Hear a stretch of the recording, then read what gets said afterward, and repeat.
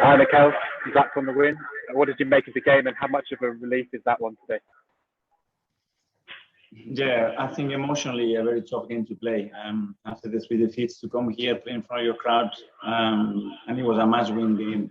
And I saw a team straight away out of the blocks really quickly, really aggressive, wanted to score, wanted to please everybody.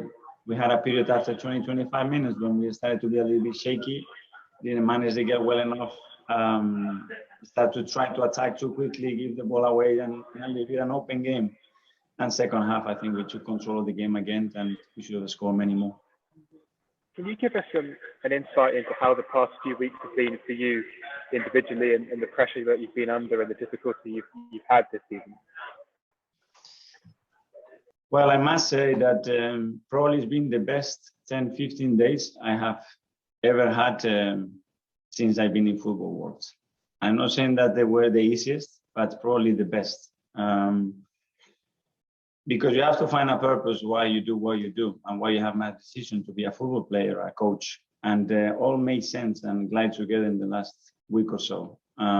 It's about the relationship that we have built. It's about the level of trust that everybody at the club has. It's the connections and emotionally how players react, how everybody in the team, and I'm talking about any department at the club, supports, follows, and try to improve and be positive around the situation. And yeah, you have to win football matches, but for me, that's an absolutely joy to watch how everybody was behaving around the context that we had around us. Thanks, Sam. Nick?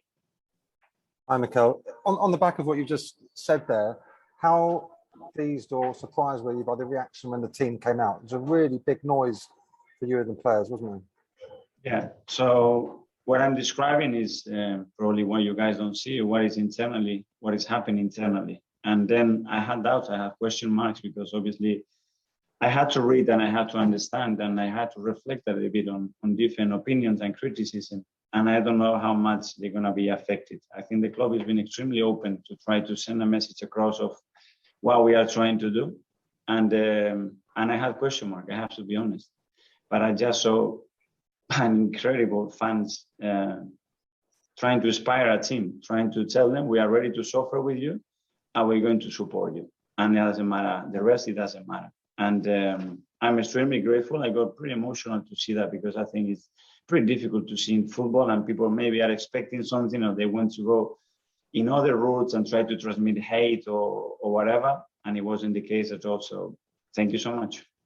And at the end, some of them were singing, "We are staying up." Do you think that was funny? I didn't hear that, but it was done in the funny way. It's you have to accept it. Okay, cheers, Mikel. James? Hi, Mikel. From the way that you're talking, do you feel like the big decisions that you've had to make, all of the difficulties that you've been through, do you feel like you're starting to see your vision of this team come together? I know it's only a 1-0 win, it's the first win of the season, but are you starting to see those signs now?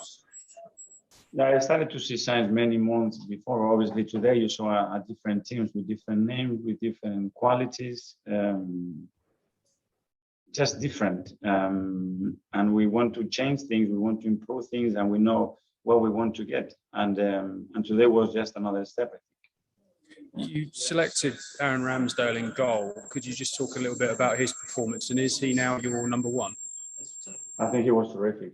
He's not only what he did in the technical side, is what he transmits, his energy, his chemistry with the backline, how he reacts, his body language. I think it was top. We had two fantastic goalkeepers. Never forget what Bernie's done for us and what a good goalkeeper he is. I had to make decisions today. I believe that Aaron was the right one to do so. And like in any other position, we have to decide. And that was what it was decided today. Do you plan to rotate though, or is he now your number one?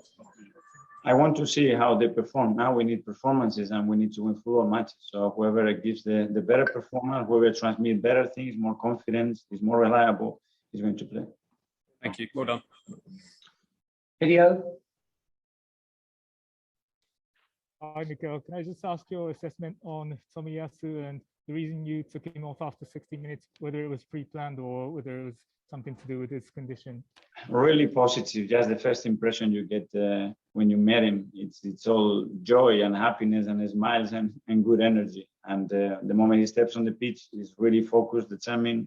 He understands the role really well. I think he was really good. He was cramping. Obviously, he only trained a day and a half with us. He had to travel emotionally again, first game, and we have to take him off. Ian? Mikel, you mentioned about emotion, and football is a lot of emotions. Did you have any tears in your eyes at the end of the game? No, I didn't. I was so pleased that we won the game, and that's it. I think everybody goes probably inside yourself. Yeah. We talk about that chant of "We are staying up," and it's kind of a British Arsenal fan kind of thing. I think I'm talking of gallows humour about that. But this club, I'm sure, have got much bigger aspirations than just staying up. It's back to where you want to be, I'm sure. We have to aim to be the best in this country, and be the best that we've been when we have been one of the best clubs in terms of performance and the trophies that we have ever managed to do, and that's the only aim. Finally, Mark. I think a lot of us would have expected Thomas Partey to start today, but he started with Sambi Lokonga instead. I think a lot of us thought he was the best player on the pitch. Just what do you think of his performance, and can he just develop into an even better player over the course of the season? Yeah, Thomas wasn't fit enough to play the 90 minutes, and we didn't want to take another risk with him. Sambi as well, he came in from Belgium with a tight hamstring, and he only trained half a day. And the way we wanted to play, we didn't have options because the rest of players were injured or suspended in midfield. So we were really short because Emil wasn't available to play as well. And he made a big effort to stay here. And that's one of the reasons when I'm telling you how much these boys want to do it. And nobody is hiding in difficult moments. They just want to put the body over the line. These two are a good example. And we'll just do a couple for a split 10:30 Sunday night.